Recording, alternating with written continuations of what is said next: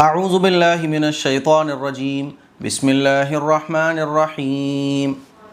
آج کے رکوع میں اللہ تعالیٰ اس بات کو بیان کر رہا ہے کہ دیکھو پھلوں کو پیدا کرنے والا کون ہے؟ اللہ ہے۔ درخت کو اگانے والا زمین سے کون ہے؟ اللہ ہے۔ یہ پھل پک کے تیار ہو جاتے ہیں، کون ہے؟ اللہ ہے ان کو پکانے والا۔ لیکن یہ سب کچھ جب ہو جاتا ہے تو ان کو تم بتوں کے نام پر وقف کر دیتے ہو، تو کیا ہو گیا ہے تمہاری عقل کو؟ لاسٹ رکوع میں آپ لوگوں نے پڑھا تھا کہ مشرکین مکہ بتوں کے نام پر بہت ساری چیزوں کو وقف کر دیتے تھے۔ تو اللہ تعالیٰ اپنی قدرت کو بیان کر رہا ہے اور ان کو سمجھا رہا ہے کہ سمجھ جاؤ، سب کچھ کرنے والا جب اللہ ہے، یہ بت تو کچھ بھی نہیں کر سکتے، تو جب پھل یہ پک کے تیار ہو جاتے ہیں تو بتوں کے نام پر کیوں وقف کر دیتے ہو؟ وَهُوَ الَّذِي أَنشَأَ جَنَّاتٍ مَّعْرُوشَاتٍ وَغَيْرَ مَعْرُوشَاتٍ وَالنَّخْلَ وَالزَّرْعَ مُخْتَلِفًا أُكُلُهُ وَالزَّيْتُونَ وَالرُّمَّانَ مُتَشَابِهًا وَغَيْرَ مُتَشَابِهٍ۔ وہی خدا ہے جس نے باغات پیدا کیے، وہ بھی جو بیلدار ہیں اور وہ بھی جو بغیر بیلدار ہیں، یعنی کچھ تو ایسے فروٹس ہیں جن کی بیلیں ہوتی ہیں، کچھ ایسے ہیں جن کی بیلیں نہیں ہوتی ہیں، اور کھجور کے درخت بھی اور کھیتی بھی جن سے مختلف قسم کے کھانے کی چیزیں پیدا ہوتی ہیں، اور زیتون اور انار پیدا فرمائے، ایک دوسرے سے ملتے جلتے اور الگ الگ بھی۔ کُلُوا مِن ثَمَرِهِ إِذَا أَثْمَرَ وَآتُوا حَقَّهُ يَوْمَ حَصَادِهِ۔ جب پھل آئے تو ان کے پھل کھاؤ اور کٹائی کے دن ان کا حق ادا کرو۔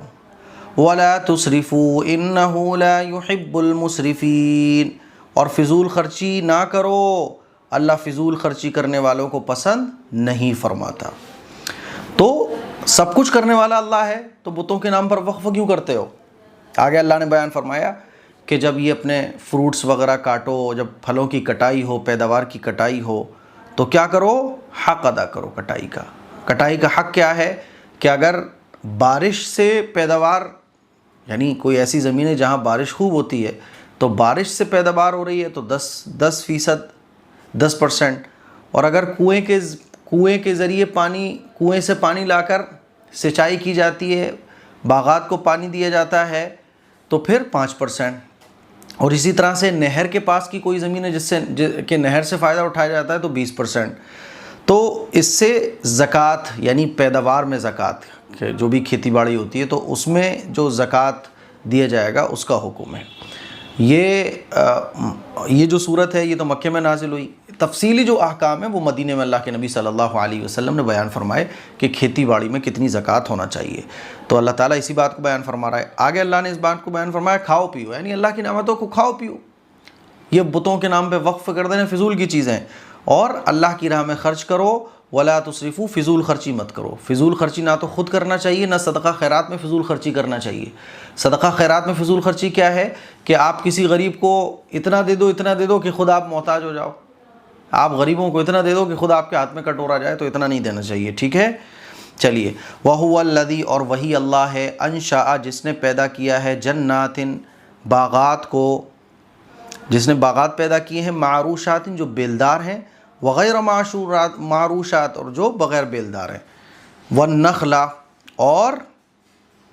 اور کھجور کے درخت، والزرع، اور کھیتی باڑی اور کھیتی، مختلفاً، مختلف ہیں، اکلہ، ان کا ذائقہ، والزیتون، اور جناب علی آپ کا مختلفاً اکلہ، اور کھانے کی چیزیں مختلف پیدا کی ہیں جو ذائقے میں بھی مختلف ہیں، والزیتون، اور زیتون، والرمان، اور انار، متشابہن، جو ایک دوسرے سے ملتے جلتے ہیں، وغیر متشابہ، اور ایک دوسرے سے ملتے جلتے بھی نہیں ہیں۔ کچھ فروٹس ایسے ہیں جو ملتے جلتے ہوتے ہیں، کچھ ایسے ہیں جو بالکل الگ الگ ہوتے ہیں۔ کلو، تو تم کھاؤ، من ثمری، ان پھلوں میں سے، اذا اثمر، جب ان کے پھل آ جائیں، وآتوا، اور تم دو، حقہ، ان کا حق، یوم حصادی، ان کی کٹائی کے دن، ٹھیک ہے؟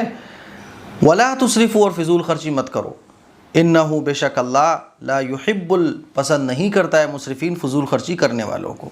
آگے دیکھیے، آگے کی آیات میں اللہ تعالیٰ اس بات کو بیان فرما رہا ہے کہ یہ جو بنا لیتے تھے نا کہ مشرکین مکہ نے طرح طرح کی خرافات اور رسم و رواج اور مذہب کے نام پر، دین کے نام پہ طرح طرح کی چیزیں گڑی ہوئی تھیں کہ یہ تو صاحب آدمی کھا سکتے ہیں، یہ عورتیں نہیں کھا سکتی. جیسے یہ کہتے تھے کہ اس مادہ کے پیٹ میں جو کچھ ہے تو وہ دودھ اور اس مادہ کے پیٹ میں جو بھی ہوگا وہ آدمیوں کے لیے. خود سے ہی بنا لیا کرتے تھے کہ نر جانور اور وہ تو آدمی کھائیں گے مادہ، عورتیں کھائیں گی، اور اس جانور کے پیٹ میں جو ہے وہ اس سے آدمی فائدہ اٹھائیں گے، عورتیں نہیں کھا سکتی. ایسے ہی کچھ جانوروں کے دودھ آدمی تو پئیں گے لیکن عورتیں نہیں پئیں گی. ایسے لوگ انہوں نے بنا کے رکھا ہوا تھا. تو اللہ تعالیٰ ان تمام چیزوں کو بیان فرما رہا ہے کہ تمام کی تمام بیکار کی چیزیں ہیں. وَمِنَ الْأَنْعَامِ حَمُولَةً وَفَرْشًا. بھائی یہ جانوروں کو پیدا کرنے والا کون ہے؟ اللہ ہے. اور جو چوپایوں میں سے کچھ بوجھ اٹھانے کے کام آتے ہیں اور کچھ چھوٹے قد کے ہیں. کُلُوا مِمَّا رَزَقَكُمُ اللَّهُ وَلَا تَتَّبِعُوا خُطُوَاتِ الشَّيْطَانِ. اس میں سے کھاؤ اور شیطان کے نقش قدم کی پیروی نہ کرو. بھائی جو حلال ہے وہ تو حلال ہے نا. نر اور مادہ کی یہ جو ڈیٹیلنگ کیوں ہے کہ نہیں صاحب نر تو مرد حضرات کھائیں گے اور مادہ میں سے بھی کچھ سلیکٹڈ مادہ جو ہے نا وہ عورتیں کھائیں گی، یعنی عورتوں کے لیے تو سلیکشن ہے اور آدمیوں کے لیے کچھ بھی نہیں ہے. تو اللہ تعالیٰ فرما رہا ہے شیطان کے نقش قدم کی پیروی نہ کرو. اِنَّهُ لَكُمْ عَدُوٌّ مُّبِينٌ. وہ تمہارا کھلا ہوا دشمن ہے. وَمِنَ الْأَنْعَامِ. اور چوپایوں میں سے کچھ حمولتاً بوجھ اٹھانے کے کام آتے ہیں. وہ فرشا اور کچھ چھوٹے قد کے ہوتے ہیں جیسے بکری ہے، بھیڑ ہے، دمبا ہے. کلو تو تم کھاؤ مما اس میں سے رزقکم اللہ جو اللہ نے تمہیں بطور رزق دیا ہے. ولا تتبعوا اور اتباع نہ کرو خطوات شیطان شیطان کے نقش قدم کی. انہ لکم وہ تمہارا عدو مبین کھلا ہوا دشمن ہے. آگے دیکھیے ثمانیۃ ازواج 8 نر اور مادہ ہیں. 8 قسم کے جانور ہیں جن کے بارے میں مشرکین مکہ طرح طرح کی چیزیں کیا کرتے تھے. تو اللہ تعالیٰ اس کو بیان فرما رہا ہے کہ تمام کی تمام خرافات کو چھوڑو اور اللہ کے رسول کے بتائے ہوئے طریقے پر آؤ. ثمانیۃ ازواج 8 نر اور مادہ ہیں. من الضأن اثنین ومن المعز اثنین 2 قسمیں بھیڑ کی نر اور مادہ اور 2 قسمیں بکری کی نر اور مادہ. قل اذکرین حرم ام الانثیین ام اشتملت علیہ ارحام الانثیین. آپ دریافت کیجئے کیا اللہ نے دونوں نر کو حرام کیا ہے یا دونوں مادہ کو. یہ جو مشرکین مکہ کرتے تھے کہ نر کو جو ہے نا وہ عورتیں نہیں کھا سکتی، یا یہ بنا لیا کرتے تھے کہ یہ قسم کے لوگ اس برادری کے لوگ یہ نروں کو نہیں کھائیں گے. تو اللہ تعالیٰ فرما رہا ہے کہ آپ ان سے دریافت کیجئے کہ اللہ نے دونوں نر کو حرام کیا ہے یا دونوں مادہ کو. ام اشتملت علیہ ارحام الانثیین یا دونوں مادہ کے رحم میں موجود بچے کو. یہ جو تم کہہ رہے ہو کہ اس مادہ کے پیٹ میں جو بچہ ہے عورتوں کے لیے حرام ہے ہمارے لیے جائز ہے، تمہیں کیسے پتہ کہ اس میں مادہ ہے یا نر ہے؟ جو بھی ہوگا وہ تو سب کے لیے حلال ہونا چاہیے. نبئونی بعلم ان کنتم صادقین. اگر تم سچے ہو تو مجھے دلیل کے ساتھ بتاؤ. اگر تم سچے ہو تو یہ تمام باتیں جو تم نے بنا کے رکھی ہوئی ہیں تمہیں کہاں سے ملی ہیں، کس نے دی ہیں؟ تو کوئی جواب نہیں، بس خود ہی سے بنائی ہوئی ہیں. اللہ تعالیٰ فرما رہا ہے ثمانیۃ 8 قسمیں ہیں ازواج نر اور مادہ کی. من الضأن اثنین من الضأن بھیڑ کی اثنین 2 قسمیں نر اور مادہ. ومن المعز اثنین اور 2 قسمیں بکری کی نر اور مادہ. قل آپ پوچھئے اذکرین کیا دونوں نر اور مادہ حرم اللہ تعالیٰ نے حرام قرار دیے ہیں، ام الانثیین یا دونوں مادہ کو یا دونوں مادہ کو. ام اشتملت یا جو مشتمل ہے ارحام الانثیین دونوں کے پیٹوں میں جو، یعنی ان کے جو پیٹ میں جو بچہ ہے وہ حرام ہے. بتاؤ ذرا یہ سب کچھ کہاں سے ہے. نبئونی مجھے بتاؤ بعلم اگر تمہیں علم ہے، ان کنتم صادقین اگر تم سچے ہو. مجھے بتاؤ بعلم علم کے ساتھ بتاؤ، یہ نہیں کہ بس چل رہا ہے کچھ بھی. ان کنتم صادقین اگر تم سچے ہو. آگے دیکھیے ومن الابل اثنین ومن البقر اثنین. اونٹ میں بھی 2 قسمیں اور گائے میں بھی 2 قسمیں. اونٹ میں بھی تو 2 ہوتے ہیں نر اور مادہ، گائے میں بھی نر اور مادہ. قل اذکرین حرم ام الانثیین ام اشتملت علیہ ارحام الانثیین. آپ دریافت کیجئے کہ اللہ نے دونوں نر کو حرام کیا ہے یا دونوں مادہ کو یا دونوں مادہ کے رحم میں موجود بچے کو. ٹھیک ہے. ام کنتم شہداء اذ وصاکم اللہ بہذا. یہ لوگ کہتے تھے کہ اس کا تو ہمارے خدا نے حکم دیا ہے. تو اللہ تعالیٰ فرما رہا ہے جب اللہ نے تمہارے خیال کے مطابق تمہیں اس کا حکم دیا ہے تو کیا تم اس وقت موجود تھے؟ بتاؤ ذرا کس نے تمہیں یہ ساری باتیں بتائیں؟ فمن اظلم ممن افترى علی اللہ کذبا لیضل الناس بغیر علم،